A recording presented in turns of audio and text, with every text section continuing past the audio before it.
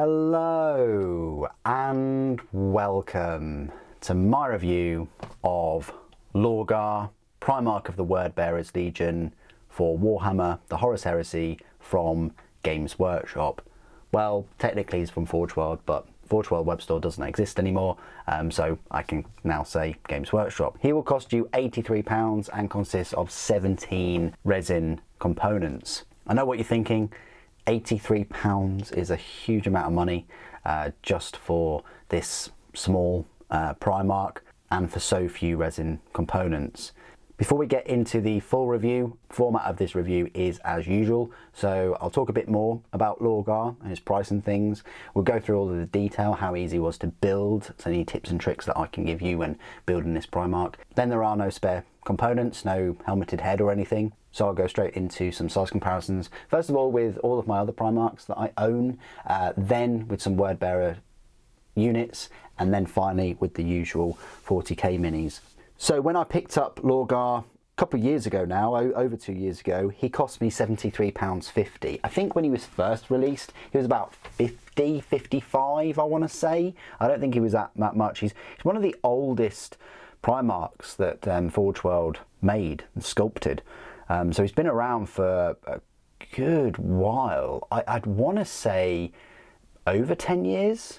Maybe 12 or 13 years possibly, but yeah, so as such he is a fair bit bigger than normal Space Marines, but is definitely showing his sort of size restrictions now, a bit like Angron is and some of the other Primarchs. But let's have a look at him up close. I'm shooting this video in 4K just because he is a Primarch and I like to do that for the Primarch reviews, so that, you know, the camera and things really picks up all of the detail. So here he is, this bald-headed Primarch, nice and smooth, lots of detail like everywhere on this miniature. You know, that's what you're getting with the resin. There's no way you can, you know, it's unfair for me to just compare this sort of decade-old miniature with the plastic Lion or the plastic Guilliman. They're on completely different playing fields in terms of detail. So much more 3D detailing that the shading and your highlighting will pick out on these resin miniatures. It's just now whether, you know, you think it's worth whether you think he's worth this price, you know, considering his size and considering he's been around for a while. One thing I will say is if you do pick up like a Forge World resin kit and things, one of the newer ones, they have improved them a fair bit. I don't know what it is, but the detail is just a bit better. The kits are better, they're just fresher. So there is that. I've definitely noticed that with some of the older kits that they've created new molds for and things. We'll go through parts of his armor and his weapon and things. So there's his power plant. Just a little bit different than usual power plants. He's got lots of scrolls, purity seals, whatever you want to call them. His cloak is fine. There's just some studded parts to it. The book is very nice. There's a fair bit of writing on there and some flames. And then his armor is lovely. Yeah, there's all kind of like icons and glyphs and words and things all written upon it, and of course on his chest plate. His mace is all right. That's probably the trickiest bit I had when I put the mace together. Just removing all of the mold lines and things and the slippage for the spikes to get it central. So yeah, that's the trickiest part of the model. Every Primarch has at least one tricky part to it. But yeah, I do like the knee armor pads, their flames. He's got his pistol there as well, which is all right. You know, he's not armed with the best weapons that Primarchs have by any means. They're still quite bespoke to him. This shoulder pauldron as well is a bit odd. You know, on the left side it's just like enlarged. But yeah, nice pose, nice solemn kind of face. He's sort of like, you know, he's burdened by the truth, isn't he? You know, he'd learnt about it and he has to deal with it, and You know, truth is the only thing that matters. The word is that matters. Yeah, his base is all right. It's very Word Bearers-esque, you know, kind of like a ritual type plinth thing going on. You can remove him off this scenic base. I've magnetised it. This is like my first foray into magnetising Primarchs and things. Even though the unboxing I released sort of 2 years ago, I have had him for much longer. But yeah, I just put one magnet in there. I'm yet to fill that hole up. But yeah, and that seems to work quite well in holding that part in quite securely. And then you can just sort of slide him out and then have him as a sort of single miniature on the battlefield if you didn't want to move around that, if you didn't want to have him on that scenic base. So let's go through the size comparisons then. First of all, with other Primarchs. As I say, he's one of the smallest Primarchs in existence, really. I've got another not small Primarch, but and he's one of the newest ones as well. That is Jagatai Khan on his scenic base. You know, a lot more going on with Jagatai Khan. But hopefully you can see the size comparisons there with these two chaps. Their bases, the reason why I picked Khan first is their scenic bases seem to be similar but opposites of each other. Like this one's sort of facing that way, left, this one's facing sort of right, but height wise very similar. And Khan is only, it might be the pose, but Khan definitely has more bulk to him. But yeah, size wise, he's only kind of like a forehead taller, really, than Lorgar. So although Lorgar is a short one, you know, in Lorgar's very upright pose and Khan's not very upright pose, maybe Khan would be probably almost a head taller if he was in the same upright pose. But I thought I'd give you that comparison. This is quite a few years you know, apart, these two minis. You know, Khan came out, what, a year and a half ago or so. I think it was 2022, maybe even 2021. But yeah, compared to, like, I haven't got Fulgrim, but I do have Horus Ascended. Maybe this isn't a very fair sort of size comparison, considering Horus Lupercal is ascended in this form, so he's way bigger and very, very powerful. I'm not sure he's as powerful as he is in the End of the Death, but he's certainly getting there, isn't he? Yeah, I don't think he's quite reached that size and speed and things, but yeah, gives you an idea.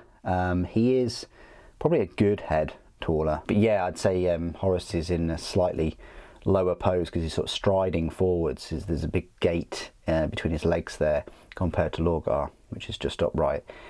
Yeah, the sizes do look a bit odd with Horus. Magnus, who is the tallest Primarch, again probably a bit unfair to give you a comparison with Magnus, but I will anyway. Yeah, Magnus is absolutely huge compared to Lorgar. And that is mainly because Magnus is the tallest. Is Lorgar the shortest? I don't know. Maybe Lorgar is the smallest overall. But yeah, there's Magnus. He is, you know, very, very tall.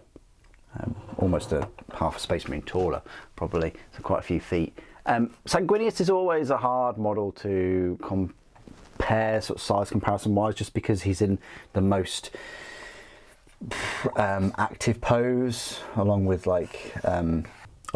Corvus, I would say. But that gives you an idea there of Sanguinius. Sanguinius is another kind of thin lupine type Primarch, but you can clearly see that Sanguinius would be a bit taller than Lorgar. And then the final Primarch that I own is Lionel Johnson, who is, yeah, a fair bit beefier. Again, another sort of at least a head and a bit taller and Lion is in that crouch pose. Be interested to find out sort of who is taller in terms of Khan and the Lion, really. Probably the Lion. Khan has more bulk to him, maybe. But this is what I would expect Angron to be, minimum. But I wish I had Angron just to give you a comparison with size-wise. So other size comparisons with some Word Bearers units, and let's start off with the tallest of them, and that is Maragal, the sort of possessed, tainted Space Marine dreadnought. Is twisted by unholy practices and demonic power. Just to give you an idea, Maragal is cheaper. It's £72. Maragal is believed to have been created from the barely living remains of a Gal Vorback Dark Brethren and a battle-shattered Contemptor Dreadnought chassis, both recovered from the blood-soaked ground of Istvan V. They were fused together by unholy practices, so they were then corrupted by warp-born power and given birth to a new monstrosity, a living engine of war and hatred. So there you go, that's Maragal, the largest sort of Contemptor Dreadnought, as you will, so a fair bit bigger than Lorgar there. Keeping it to Contemptor Dreadnought size though, here's a fair bit smaller Dreadnought, the Contemptor, and yeah, Lorgar is probably just about up to the chest of a Contemptor. So Contemptor is going to be walking up to Lorgar, and Lorgar's going to have to be, peering up at him. Then I've got Argel Tal, or Argel Tal, however you want to pronounce that. There's Argel, and Argel Tal is pretty much the same height, maybe a little bit shorter, but definitely there's more sort of presence because of the wings, but that gives you an idea of old Argel. Then I've got Nash and Circle, which of course should be smaller, and is barely up to the chest plate of Lorgar, which is nice. And then we have, the whisper in the ear, old Erebus. It's all his fault. Magnus may not have done anything wrong, but Erebus certainly did a lot of things wrong. Yeah, I just want to give you a size comparison because Erebus just has so much detail. Can't wait to give you the review of Erebus, even though he's one of the most hated characters. But without him, we also wouldn't have any of the characters. We wouldn't have Horus Heresy, would we? So yeah, there's Erebus next to Lorgar. Best pals, I guess. No, they did disagree on quite a few things as well, didn't they? And then I suppose I could give you some size comparisons with some other Horus Heresy miniatures. So I have old Mark III, new Mark III, pretty much the same height. And hopefully you can see that. So new Mark III, I think taller than Erebus, but Erebus is in that Mark IV. Just a little bit taller, but still doesn't look out of place. It's just that small base he's on. And then a Mark VI as well. They are, if you're looking at the video now, they are, I'd say, chest height, maybe. So Lorgar, probably easier if we just take that off, right? So yeah, okay, waist height then for Lorgar. So he's still going to be taller than all of your new miniatures. I mean, definitely even more so if you're using the older Mark IV armor, which I'm using for all my Word Bearers. It's just the size of them just works with them. I think I've even got like a unit with the Mark IV. So yeah, they're going to go well with Lorgar size wise, but don't be afraid. But you don't need to be afraid of using the new Mark VIs and new Mark IIIs with him if you're going to do it that way. And then the final comparisons, just with the usual three Imperial models. So we have Space Marine Primaris and Slimarbo. I'll just give you an idea there of a Space Marine. Yeah, barely up to the waist. Slimarbo, again up to the waist maybe, and then a Primaris. I know it's 40k, but Primaris comes up to, yeah, chest height, not even at the Gorget. But yeah, not too bad considering he's like one of the smallest Primarchs and an old mini now. Okay, this is my part of the review where I will go through all of the rules for Lorgar, the Primarch of the Word Bearers. You'll find his rules in the Liber Hereticus Traitor Legiones Astartes army book. Word Bearers are the second to last legion in the book, just before the Alpha Legion. Lorgar is of course a Primarch choice and will cost you 415 points, so also one of the cheapest Primarchs. His movement speed is 8 inches, his weapon skill is 6, ballistic skill 6, strength 6, toughness 6, wound 6, initiative 6, so 6 across the board pretty much. 5 attacks, leadership 10 and a save of 2+. War gear, the armour of the Word, Illuminarum, devotion and frag grenades. Special rules, Legiones Astartes, Word Bearers, Master of the Legion, It Will Not Die 4+, Crusader, the Fortress of the Word, the Power of the Word, Traitor, and Sire of the Word Bearers. Lorgar may take the Lorgar Transfigured special rule for an extra 25 points. So, Warlord, Sire of the Word Bearers. If chosen as the army's Warlord, Lorgar automatically has the Sire of the Word Bearers Warlord trait and may not select any other Warlord trait. Sire of the Word Bearers, all units composed entirely of models which have the Legiones Astartes Word Bearer special rule and which can draw line of sight to Lorgar add +1 to the result of the charge distance rolls made for them and may use Lorgar's leadership in all leadership tests, morale checks and pinning tests made for them. In addition, an army with Lorgar as its warlord gains an extra reaction in the opposing player's assault phase as long as Lorgar has not been removed as a casualty. So, Fortress of the Word. Lorgar gains the psychic disciplines Thaumaturgy and Divination from the core psychic disciplines list found in the Horus Heresy Darkness book. Power of the Word. Any Legion Command Squad, Legion Cataphractii Command Squad or Legion Tartarus Command Squad selected as a retinue squad with Lorgar as its leader gains the Fearless and Feel No Pain 4+ special rules.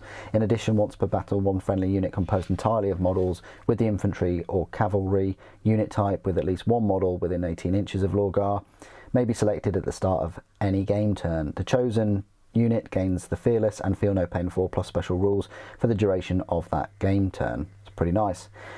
The Armour of the Word. So this is his customised suit of Artificer armour based upon the Maximus pattern. It provides a 2+ armour save and a 4+ invulnerable save. The invulnerable save increases to a 3+ against any wound inflicted by a weapon with the Force or Psychic Force special rules and wounds inflicted by the perils of the warp. That's pretty good, you know, if you're against Psychers and things or Force weapons, you're going to get that 3+ invulnerable.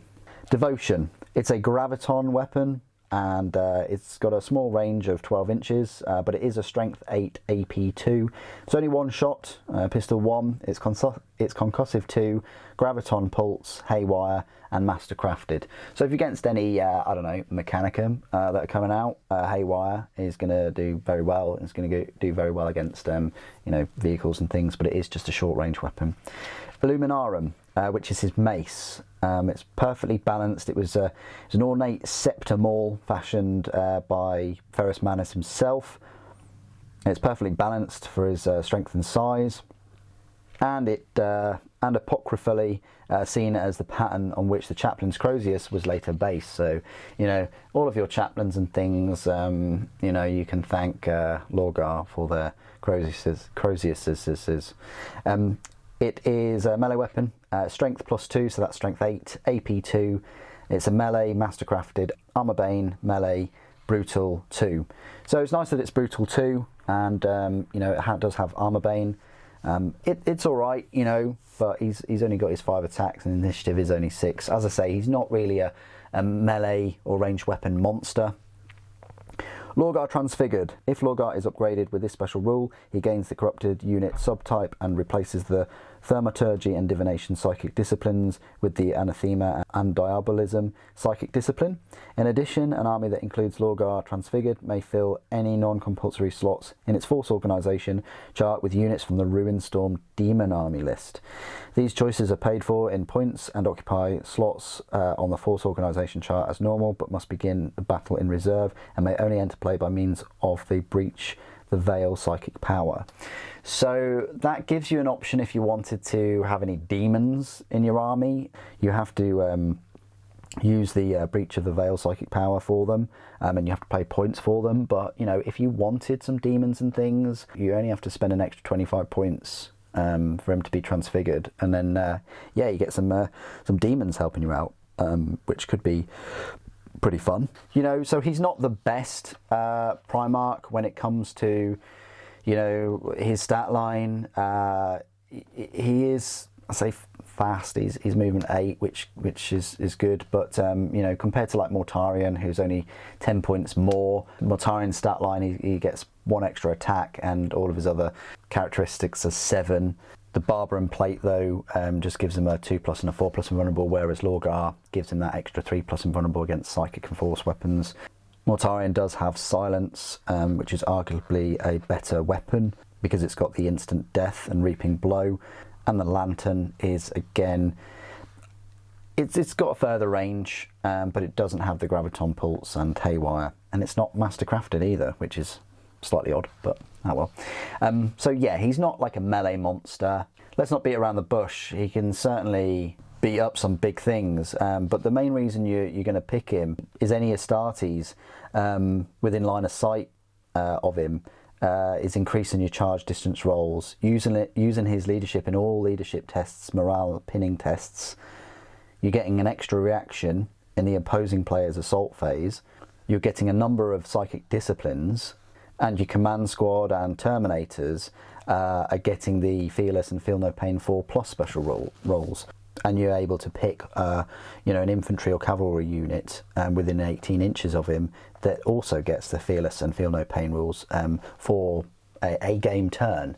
So you're getting some nice buffs there if you really dive into it, especially with the psychic powers and the ability to draw upon demons into the force too. So if there are any specific demons that you really want, then you know, he is your gateway for that. What do you guys think of the model and the rules? Do you think he's shown his age? Do you think now he's at the price point where he really isn't worth it? You know, he's almost 90 quid, he's 83 pounds, isn't he?